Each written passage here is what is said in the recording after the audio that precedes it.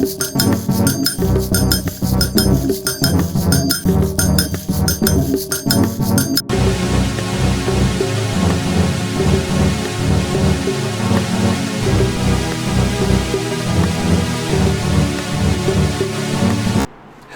and welcome back to Ave Imperator Productions. Today we're going to be taking a look at part 7 of How Art Met the Future. This is going to be the final part in the series before we start what we'll call Season 2, I guess, and we go back and look at all the art.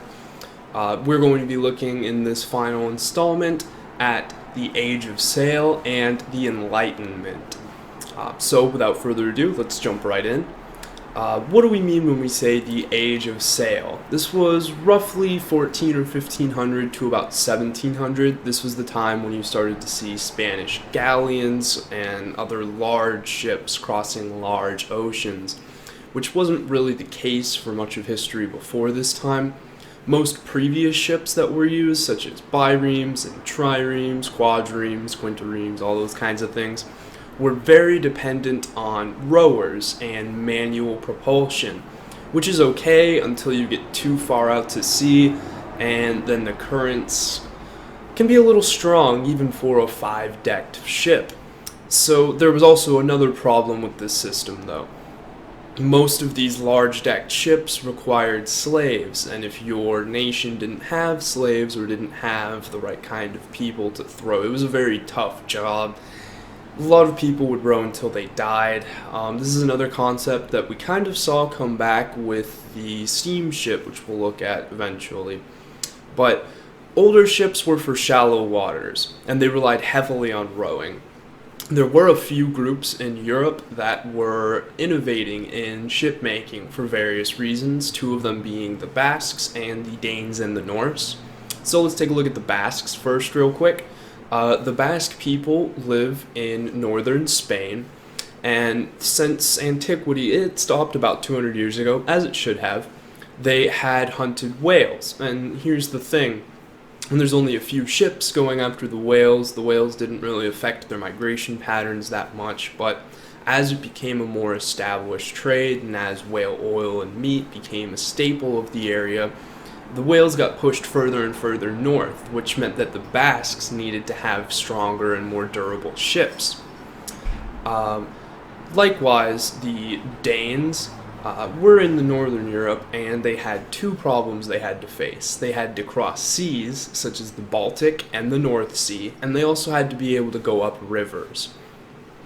These two very different areas meant that they needed a versatile ship that could be rowed or sailed. Sailing ships had existed for a while before this, and sails were integral parts, but the necessary processing for rope, which is necessary in the rig, and the rudders that they had used, and a lot of the ways that the ship were built weren't up to snuff. We'll look a little bit more at why that is later, but for now, I wanted to look at the Basques and the Danes and their ships and how those ships came to represent the much larger naval industry of the time. I mentioned some important ship construction improvements. Let's take a little closer look at that. The Basques in particular needed to go into much deeper water to get into their new whaling territory.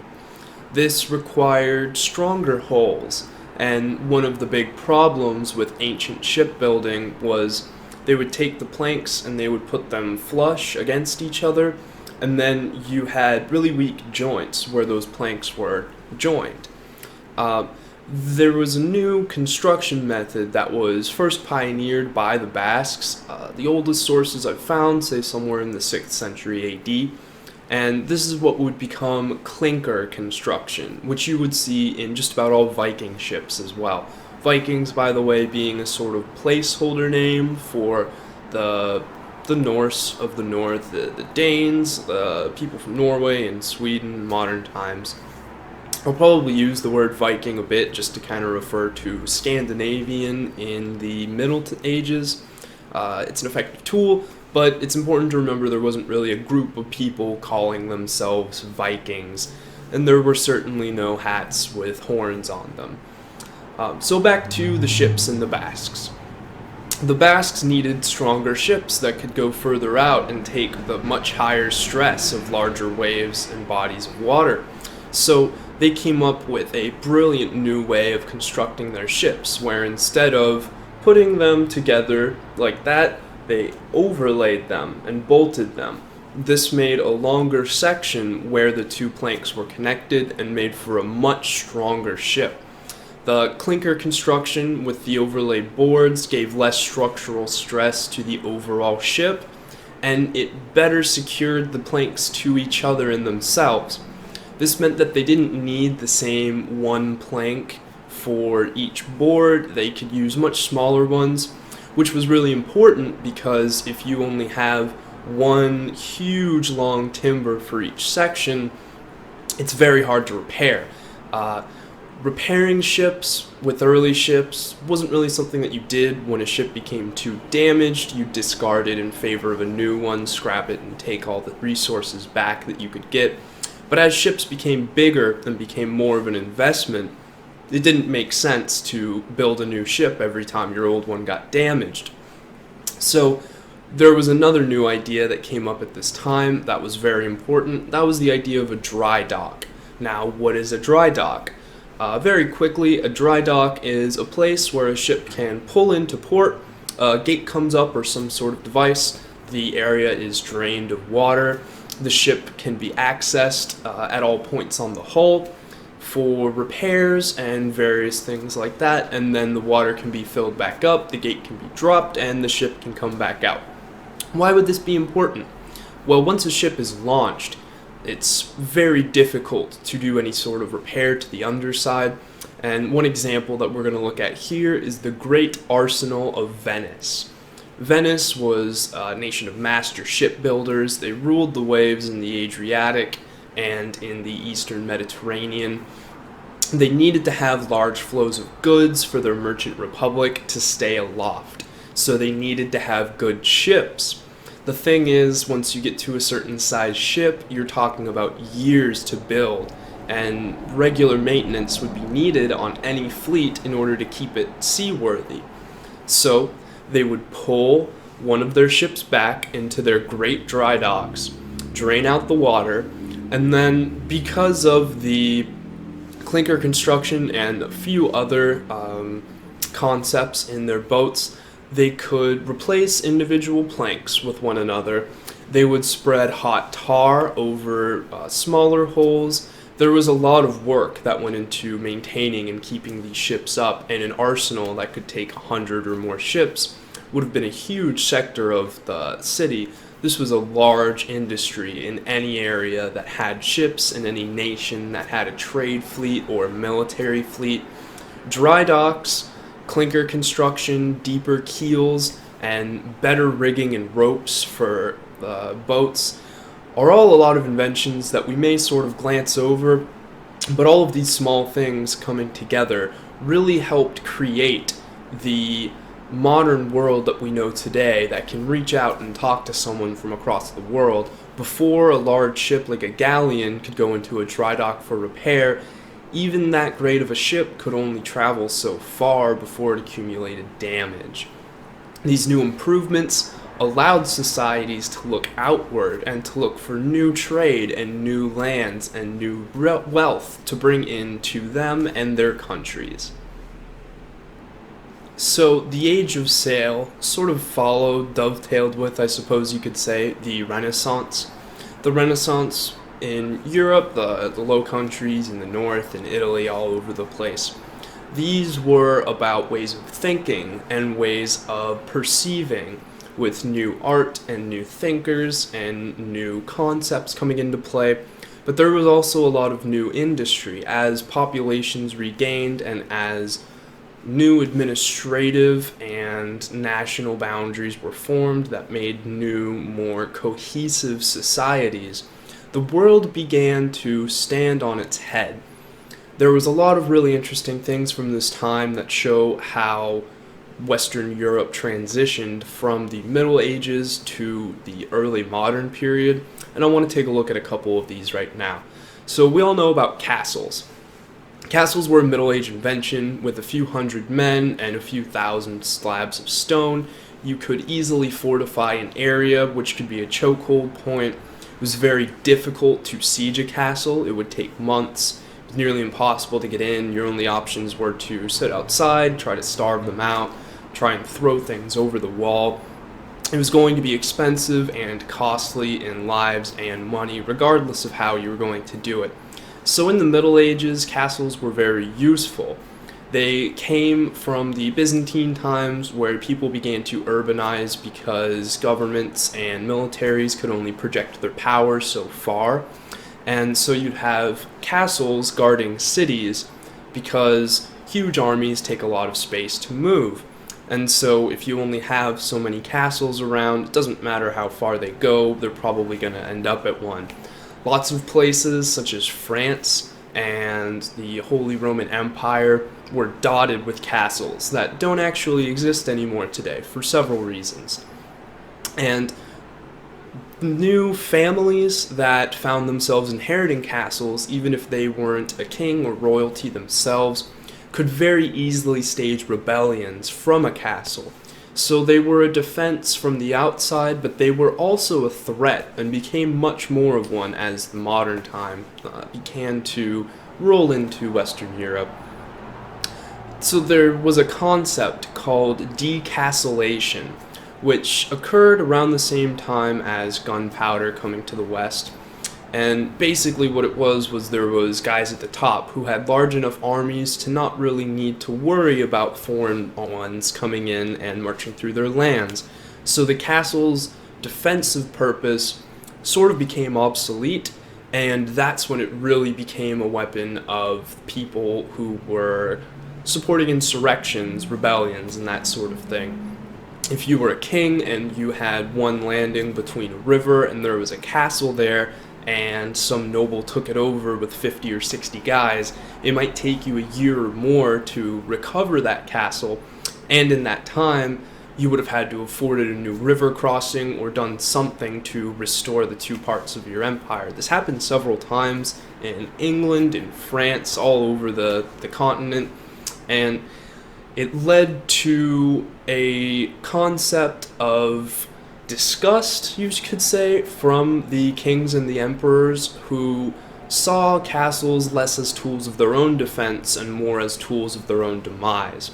So, against the nobles' wishes, castles would actually be destroyed in the early modern period, and new forts, such as star forts with their slanted and ramped angles, there are multiple walls. They stood a little bit better against cannons, but they would never be the same thing that a castle was. A castle was an inhabitants in addition to a strategic defensive position. The new forts would be strictly military. They wouldn't be inherited, they wouldn't be somebody's property, they would be part of the military. This was a blunder on the part of the nobles, who had been trying to shatter, you could say, a lot of the area into smaller pieces so that they could tear into the carcass of Europe, as it was called. And the struggle of the central authorities versus the landed nobles was very important in much of Western Europe. I'm going to do a special episode on absolutism in France, and we'll look at the Fronde, which was a massive noble uprising, which, after being crushed, sort of led to the absolute power of the king, because there was no one there to deny him that. During this time, we begin to see the nobles and the people of born privilege replaced by people who earned their spot and who earned their keep, the guildsmen and the traders, who actually had a lot more useful knowledge for the people who lorded over their lands. Another very interesting part that I want to look at real quick is, I mentioned gunpowder and cannons. Gunpowder was invented in the East, but the first cannons were used in France. So it's a very interesting juxtaposition, and one of the main reasons I would set forth that that would happen in Europe and not in the East is that large cannons were first cast out of bronze. Bronze casting is an ancient technique in Western Europe. The ancient Greeks would cast bronze all over the Hellenic area. They were masters at it, and Christianity, especially at the time, used bells in a lot of their major churches and steeples so that they could remind people of the time and of times to pray and that sort of thing. And these bells required large furnaces and very expert craftsmen to operate the bronze smelting and oversee the construction of the bells. These manufactories where they would make bronze bells became the same manufactories where they would make bronze cannon, and the symbol of the cannon and the bell would come to represent war and peace. When you were making bells, your people were doing well, you were getting more people, you were expanding, your culture was expanding, you would put all of your bronze into that. In times of war, you would take it out, you would put them into cannons. It was a very interesting duality that really arose because of the technology that was available. So even though gunpowder was not a Western invention, the use of cannon and the methods for using gunpowder as propulsion really only came to life and came to be what it is that we understand it as today when it was influenced by the West. One more thing on that topic. Around this time, the last general known as a Middle Ages leader, or a real knight, I guess you could say, died in the field of battle. This was Charles the Bold, the Duke of Burgundy. He led his men into war as a noble would in the Middle Ages and fought from the front rank. As I spoke about in my last video, in the Middle Ages, war was very much a tool of the elite. It wasn't something that the normal people engaged in. Weapons and armor were expensive. They took a lot of time in training. And morale for people who were fighting over concepts that they couldn't really understand would have been very low. Charles the Bold and his death was a turning point in that the people who defeated him from Lorraine sat in the back, commanded their men, sent mass waves, and previously this hadn't been the most successful of strategies, but with the death of Charles the Bold, a couple of things happened.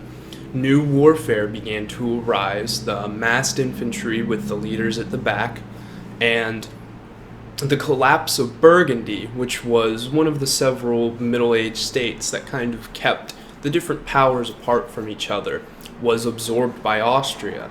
And a lot of the nations that we know today started to form and coalesce. It's not the best point that you can look at if you want to see the transition, but in my opinion, it's one of the most succinct points where the West moves from the Middle Ages to the early modern period. So, I want to take a look at Imperial Austria and Austria in the Holy Roman Empire. They're going to be our major example of a nation from this time for this episode. I'm sort of biased, as you can see, and I just want to take a quick look at this flag and maybe explain why it looks the way that it does. I've gotten a couple questions about it before because it has the hammer and the sickle. This flag is from, 700-800 years ago. It has nothing to do with communism. As I've spoken on before, feudalism and serfdom was contrivance of the West. And the two symbols, he has a hammer and a sickle. That represents, the sickle is how you would harvest wheat, represents farmers. The hammer is how you would do blacksmithing, shipbuilding, all those kinds of things. It represented industry. The two legs of the eagle represent the people who the country stands on. And the chains have been broken, representing the fact that the people there were much more free than most people in most other societies. So it's sort of a bit of advertising from centuries ago. You can see the crown on the top shows the supremacy of the emperor. It looks backward because it remembers its history, and it's an eagle because it represents rising from the ashes of Rome. It's a very interesting flag, one of my favorites, and Austria has a lot of really great history, and it's a very unique nation in a lot of ways. When the Allies destroyed Austria in World War I, it's very important to note that every Allied power had colonies, had people in subjugation to it, had plantations, had really bad stuff under their rugs. Austria never actually underwent any sort of colonization. They didn't have foreign laborers. In the history of Austria, there were no recorded slaves. They did put people to death, obviously. Gotta have some way of keeping people within the rules. But they were a much more free and a much more cultural center. Austria started out as a territory called the Ostermark, which was the Eastern March. A march is a territory set up by usually Middle Ages or some early modern societies that were military in nature. It was a military outpost at the far right corner of the empire that needed to be first contact at all invasions. The Austrian we know today was built upon this Eastern March with the constant threat of incursion, and its military became sort of indispensable. It couldn't be tied up in the endless wars of the Holy Roman Empire or France or other nations of the time. Because if Austria did this, it left itself open to invasion because the people to the south always wanted to move north. So Austria had some really interesting problems that it needed to address. If it couldn't project its power using its military, it had to project its power and influence using something else. How did it do this exactly? That's what we're going to take a look at. To start that off, I want to give you a quote. It's an old quote about the Austrian nation. "Let others wage war. You, O happy Austria, will marry."